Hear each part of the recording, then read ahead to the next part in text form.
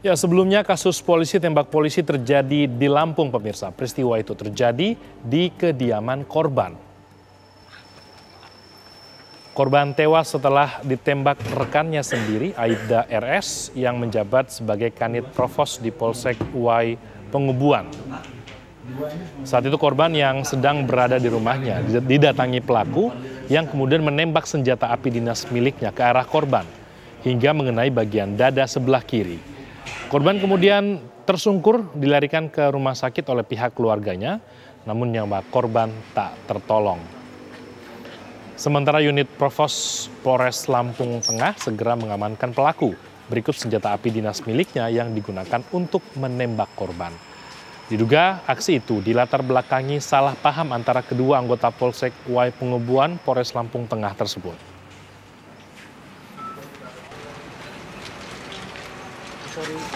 Tahan korbannya ya? Ya, tahan Pak. Jangan goyang depan. Ya, untuk mengetahui informasi terkini terkait kasus penembakan polisi tembak polisi, kita sudah terhubung dengan Kabid Humas Polda Lampung dengan Kombes Pol Zahwani Pandra Arsyad. Selamat sore Bapak, mungkin kita mau tahu saat ini pengusutan kasus ini sudah sampai di mana Pak? Ya, baik Bang Imran dan seluruh para pemirsa TV One dimanapun berada, dapat kami sampaikan bahwa proses penyidikan tindak pidana dalam kasus penembakan terhadap seorang oknum, di mana ini antara pelaku dan oknum, pelaku dan juga korban ini adalah keduanya adalah oknum anggota Polri, yaitu dari Polres Lampung Tengah. Jadi perlu saya luruskan bahwa pelaku ini adalah bernama RS. RS ini adalah anggota SPKT di Polres Lampung Tengah atau di Polsek Uwai Pengubuan dan ditugaskan sebagai pejabat sementara sebagai Kanit Provos. Jadi untuk pasca kejadian pada hari Minggu tanggal 4 September 2022, tentunya ini menjadi tanggung jawab kami, tentunya penyidik untuk melakukan proses penyelidikan pembuktian secara ilmiah atau kami katakan sebagai scientific crime scene investigation. Adapun semenjak pelaku ini tertangkap pada hari Minggu malam, tersangka RS, kemudian juga ini korban meninggal dunia atas nama AK, RS sudah dalam waktu 3 jam sudah berhasil ditangkap dan kami sudah melakukan proses penyidikan secara maraton. Bahkan dari pemeriksaan saksi-saksi yang cukup banyak, ya lebih dari 2 orang kami sudah melakukan pemeriksaan dan juga sesuai dengan pasal 184 KUHP, ada pemeriksaan saksi, kemudian pemeriksaan terhadap tersangka, kemudian juga ada keterangan ahli maupun dari bukti surat maupun tunjuk yang lain, itu sudah mencukupi bukti-bukti yang ada. Jadi perkembangan penyidikan sampai saat ini dalam waktu 48 jam. Jadi sejak kejadian tanggal 4 September, sekarang tanggal 6 September hari Selasa, saat ini kami sudah melakukan proses rekonstruksi atau reka kejadian, di mana juga akan dihadiri oleh tersangka dan juga para saksi-saksi di tempat kejadian perkara. Begitu, Bang Imran. Oke, Pak Kabid, mungkin kita mau tahu sedikit. Jadi pelaku dan korban ini adalah rekan kerja Pak ya, dan apa sebenarnya motif penembakan yang dilakukan oleh pelaku terhadap korban ini Pak? Ya, baik sekali, benar. Jadi ini keduanya ini adalah rekan kerja yang sama-sama bertugas di wilayah hukum Polres Lampung Tengah, khususnya di Polsek Uwai Pengubuan tersebut. Ya, jadi korban AK ini seorang artinya berteman, artinya dengan RS saling mengenal, tetapi memang pelaku RS ini mempunyai dendam, maksud kami adalah dendam karena ada soal persoalan pribadi yang sangat pribadi yang menurut pengakuan. Jadi ini pasca kejadian, tersangka RS ini mengadu atau mengutarakan isi hatinya kepada Kapolres Lampung Tengah.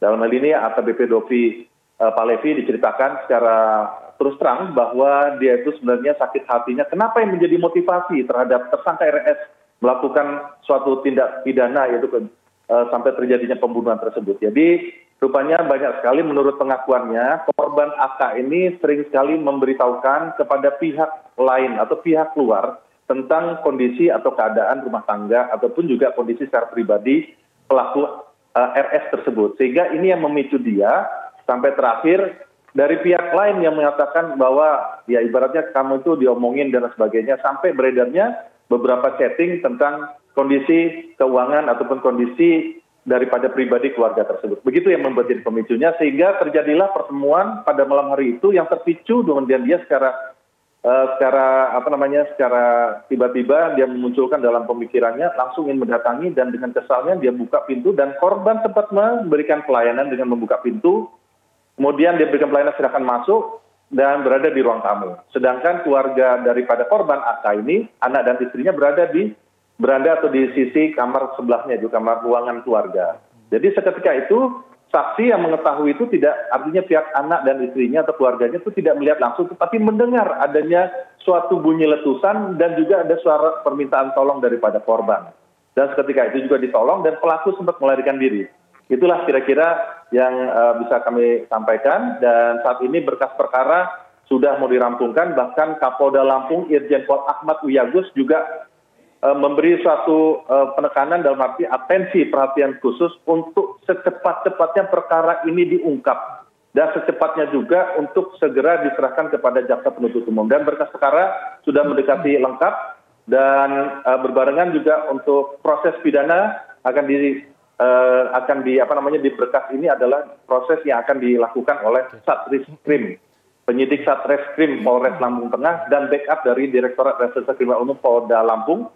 Dan khusus untuk kode etik profesi, karena ini menyangkut kode etik profesi sebagai anggota Polri, kami sudah secara paralel, secara simultan, bertahap, bertingkat, berlanjut, sehingga nanti hasil sidang kode etik Polri, artinya ini sebagai terduga pelanggar kode etik profesi, akan disidangkan sidang kode etik profesi pada minggu ini.